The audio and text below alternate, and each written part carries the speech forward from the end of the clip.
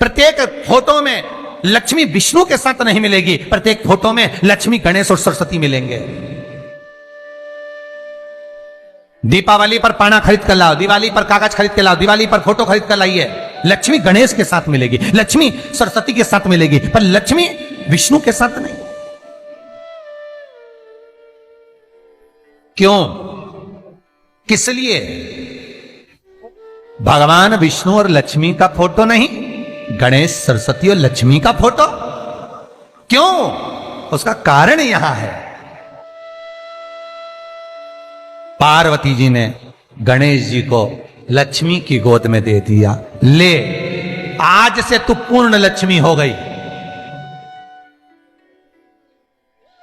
ये सरस्वती तुझे लेकर आई है, इसकी साक्षी में मैं अपनी औलाद गणेश, अपना पुत्र गणेश तुझे गोदी देते, जा तेरी गोद में गणेश बैठ गया तो तू पूर्ण कहलाए। इसलिए हिंदू धर्म में दिवाली के दिन विष्णु और लक्ष्मी का फोटो नहीं, गणेश लक्ष्मी सरस्वती का फोटो क्यों पूजा जाता है? लक्ष्मी भगवान विष्णु के साथ अगर रहेगी तो अपूर्ण मानी जाए। स्त्री की संतान नहीं तो अपूर्ण है, पूर्ण हो गई जब संतान गोदी आ गई, संतान गोद आ गई है तो वो पूर्ण है। भगवान विष्णु के साथ लक्ष्मी की पूजन इसलिए नहीं होती दिवाली पर, क्योंकि लक्ष्मी अगर नारायण के साथ है तो वह अपूर्ण कहलाएगी, और लक्ष्मी गणेश जी के साथ अगर बैठी है तो वो पूर्ण कहलाएगी। और दुनिया के लोगों को अपूर्ण लक्ष्मी नहीं चाहिए, दुनिया के लोगों को भरपूर पूर्ण लक्ष्मी चाहिए, जो संपदा से परिपूर्ण हो, वैभव और सत्ता से परिपूर्ण हो।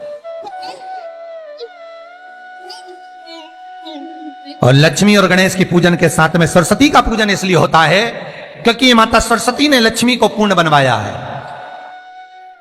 माता सरस्वती की साक्षी में लक्ष्मी पूर्ण हुई है, इसलिए दिवाली के दिन गणेश, लक्ष्मी और सरस्वती इन तीनों का पूजन होता है। महाराज कई माताएं कहती है, गुरुजी मेरा पति तो मंदिर ही नहीं जाता, गुरुजी मेरा पति तो भजन ही नहीं करता, मेरा पति तो कभी मंदिर जाता ही नहीं है, मेरा पति तो कभी शंकर को जल ही नहीं चढ़ाता, मेरा पति तो कभी शंकर के अनुमोदन ही नहीं करता। आपसे निवेदन है नहीं करता मत करिए, आप तो कर रहे हो ना। बहुत यदि राहु है, केतु है, शनि है, मंगल है, बुध है, शुक्र है, शनि है, आपको कोई भी ग्रह परेशान कर रहा है, आपके जीवन में कोई ग्रह अगर अनिष्टकारी है, आपके जीवन में अगर कोई ग्रह अनिष्टता प्रदान कर रहा है, तो निवेदन है शंकर के मंदिर में जो कलश लेकर आप जाएं, जल लेकर जाएं, उस कलश में मात्र अक्षत के 2 दाने डालकर ले जाएं, मात्र 2 अक्षत के दाने। जैसे सूर्य नारायण को प्रसन्न करने के लिए अपन कुंकू डाल लेते हैं, हल्दी डाल लेते हैं जल में, या चने की दाल डाल लेते हैं जल के अंदर। सूर्य नारायण को प्रसन्न करने के लिए हमने चने की दाल डाली, कुंकू डाला, हल्दी डाली, और कभी कभी सूर्य नारायण भगवान से बहुत जरूरी काम है और वो कार्य हो ही नहीं रहा है, या तन पर कोई रोग हो गया है, तो उसको मिटाने के लिए कई बार हमने भगवान सूर्य को अर्घ देते समय सफेद फूल भी डाला है, कभी लाल फूल भी डाला है। उसी तरह भगवान शंकर से निवेदन करने के लिए, हमारी ग्रह दशा सुधारने के लिए जल के पात्र में 2 अक्षत के दाने, अक्षत भी पूर्ण अक्षत, पूर्ण अक्षत, खंडित नहीं, पूर्ण अक्षत भगवान शंकर को समर्पित करने।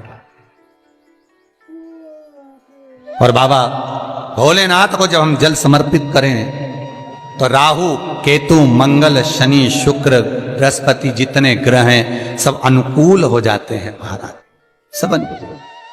इतना बड़ा दर्पण जिसमें मुंह देखते हो, मुख, इतना बड़ा दर्पण लिया।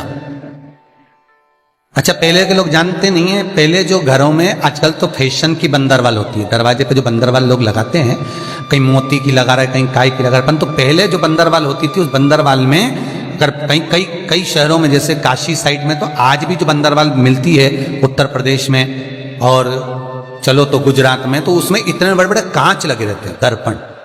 उसका क्या महत्व है? उसकी मूलता क्या है? शिव महापुराण की कथा कहती है दर्पण इतना बड़ा ले लो, बंदरवाल अगर दर्पण वाली नहीं तो इतना बड़ा दर्पण लो, हनुमान जी के मंदिर में जाकर, क्योंकि हनुमान शंकर का ही अवतार है, हनुमान जी के मंदिर में जाकर हनुमान जी के उल्टे पांव का थोड़ा सा सिंदूर चरण का थोड़ा सा सिंदूर एक कागज में लेकर आ जाइए। और हनुमान जी के छोटे भाई, हनुमान जी 6 भाई हैं, उसमें गतिमान, हनुमान जी के छोटे भाई गतिमान का नाम लो और गतिमान का नाम लेकर उस दर्पण पर सिंदूर से त्रिशूल बना दो। सिंदूर से त्रिशूल बनाकर उस दर्पण को घर के बाहर, दर्पण का मुख बाहर की ओर, ऐसे बाहर की ओर मुख कर कर दर्पण को घर के बाहर या दरवाजे पर, बिल्डिंग पर, ऊपर जाली में, फ्रंट में, कहीं पर भी उसको लगा दीजिए। महाराज केवल शंकर का स्मरण कर कर, गतिमान का नाम लेकर, हनुमान के उल्टे पांव का सिंदूर का त्रिशूल बनाकर जो दर्पण को लगा देता है, आपको 1 महीने के अंदर अंतर मालूम पड़ जाएगा कि पिछले जो महीने निकले हैं उस महीने का अंदाजा लगाना कि घर में लोग कितने बीमार पड़ते थे और इस दर्पण को लगाने के बाद बीमारी कम हुई कि नहीं हो कम तो ठंडा कर देना, क्या जा रहा है, पर करके जरूर देखना। विश्वास रखकर करोगे, भगवान शिव का अनुमोदन कर कर, भगवान शंकर पर विश्वास रखकर करोगे तो बीमारी घेर नहीं सकती। अकाल मृत्यु वो मरे जो काम करे चंडाल का, काल उसका क्या बिगाड़े जो भक्त हो महाकाल का। शंकर की आराधना करने वाला, शिव का स्मरण करने वाला, शिव का निवेदन करने वाला, शिव अर्चना में डूबने वाला, शिव का अनुमोदन करने वाला कभी दुखी नहीं हो सकता।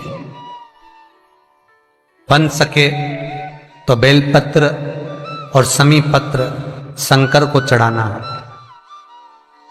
5 बेलपत्र, 11 समी पत्र। बन सके 108 चावल के आखे दाने ओम नमः शिवाय जप कर शिव को समर्पित करना। महाराज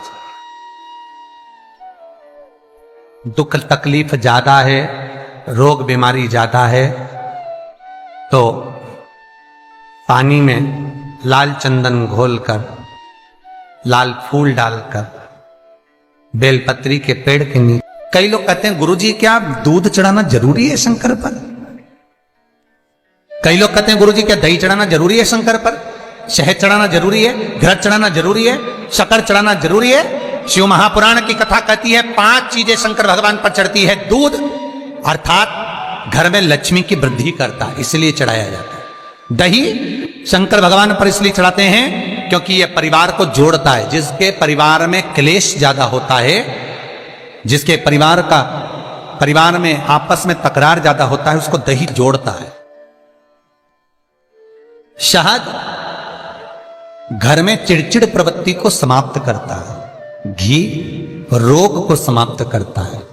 शक्कर मिष्ठान घर में यदि लक्ष्मी आकर जा रही हो तो मिष्ठान समर्पित किया जाता है। इसलिए पंचामृत स्नान का भाव शिव महापुराण कहती है। पंचामृत स्नान का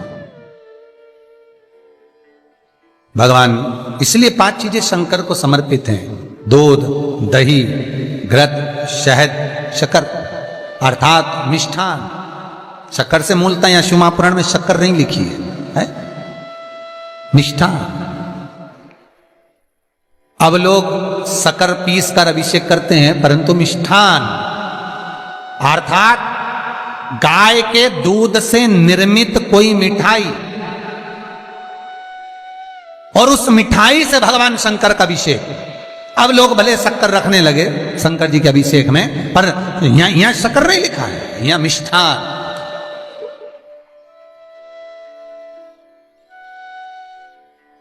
हमारे यहां सहज भाषा में कहते थे उसको खांड अर्थात मीठा।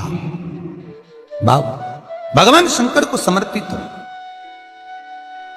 वेद और शास्त्र कहते हैं कि भगवान का यदि कोई प्रसाद बनता है, जन्माष्टमी के समय पर आप भगवान के लिए पंजेरी बनाते हो, भगवान के लिए सुंदर हरीरा बनाते हो, लड्डू बनाते हो, तो भगवान के प्रसाद में गोंद नहीं डलती। ध्यान रखना।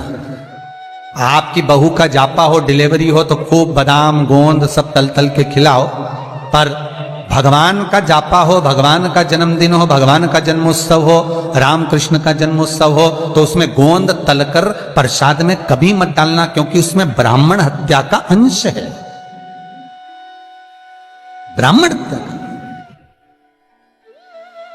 और विद्वान जो ब्राह्मण होते हैं साहब, जिन्होंने शिव महापुराण की कथा या भागवत पुराण पढ़ी होती है, सुनी होती है, वो ब्राह्मण कभी भी, जो विद्वान ब्राह्मण होंगे वो कभी भी गोंद का लड्डू, गोंद तली हुई कभी नहीं खाएंगे। भले वो देसी घी में तले, कुछ भी तले, पर गोंद नहीं खाते, गोंद का लड्डू नहीं खाते। क्यों? क्योंकि इसमें ब्राह्मण हत्या का अंश है।